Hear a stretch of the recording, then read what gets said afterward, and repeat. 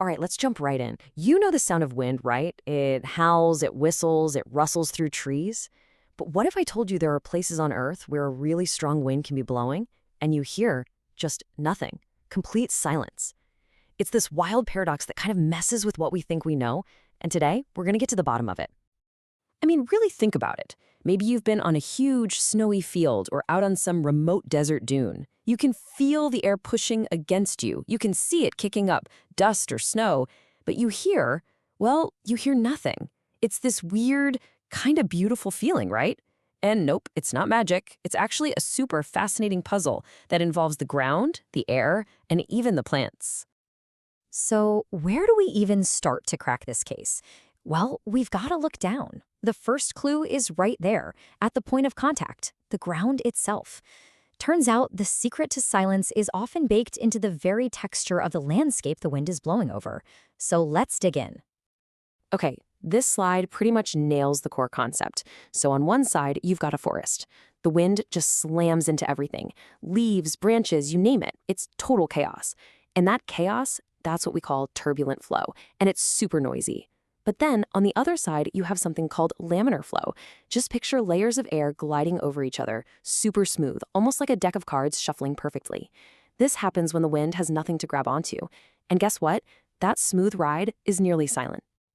And here are some perfect examples of places that create that silent laminar flow. Think about it. Fine sand dunes, super smooth slick rock, those huge salt flats. They're all so uniform, the wind just glides right over. No friction, no flopping, nothing to make a sound. But some places, they take it to a whole other level. Take a fresh snowfield. It doesn't just stop sound from being made, it actively eats it.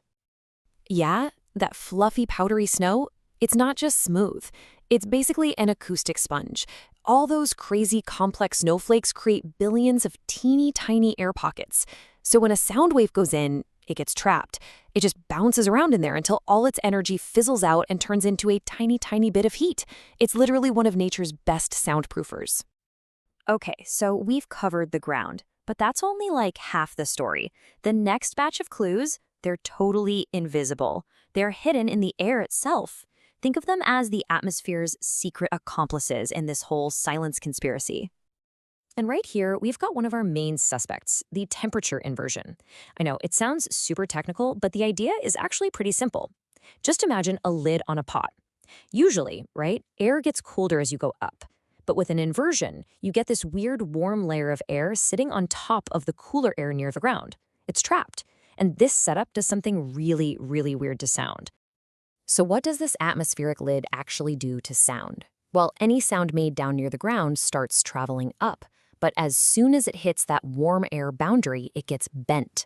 That warm air acts just like a lens, bending the sound waves up and away from you. They literally sail right over your head. You could be standing right next to something making noise and hear absolutely nothing. Crazy, right? And it's not just temperature. Humidity plays a huge role too. Picture a damp, humid forest. Sounds seem to carry for miles, don't they?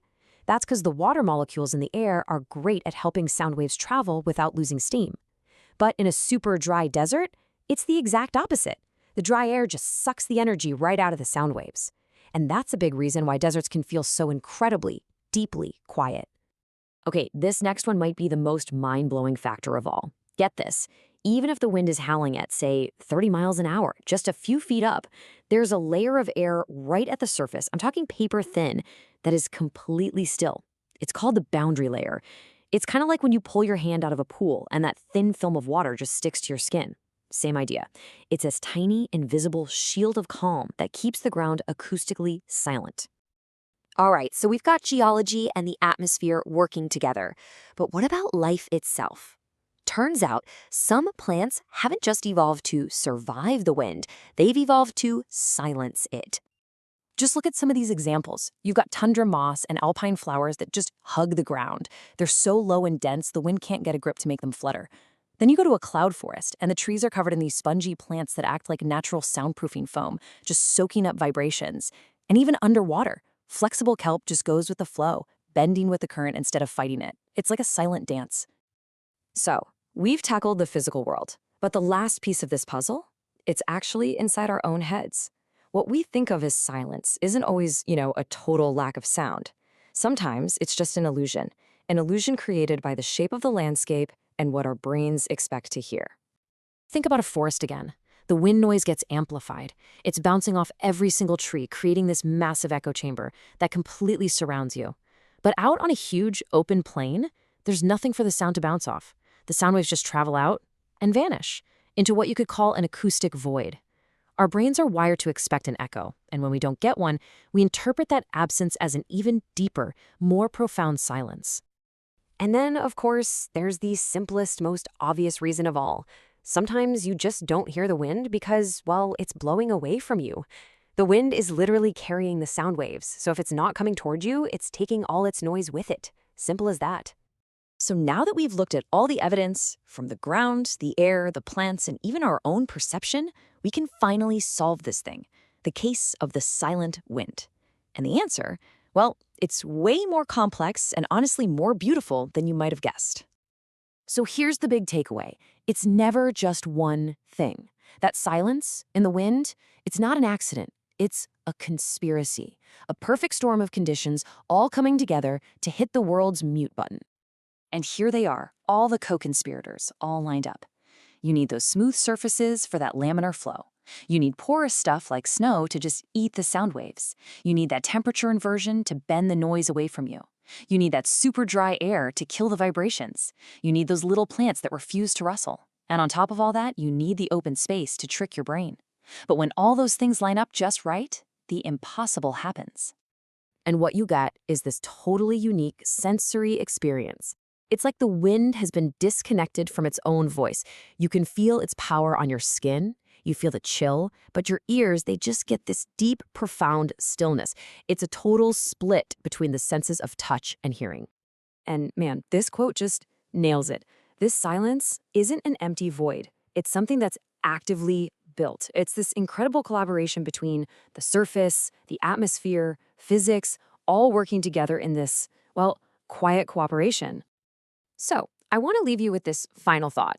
We usually think of silence as, well, as nothing, right? The default state. But maybe, just maybe, in these special places, we're not experiencing an absence of something at all. Maybe what we're actually witnessing is one of nature's most complex and incredible creations. Something to chew on the next time you feel the wind on your face, but hear absolutely nothing.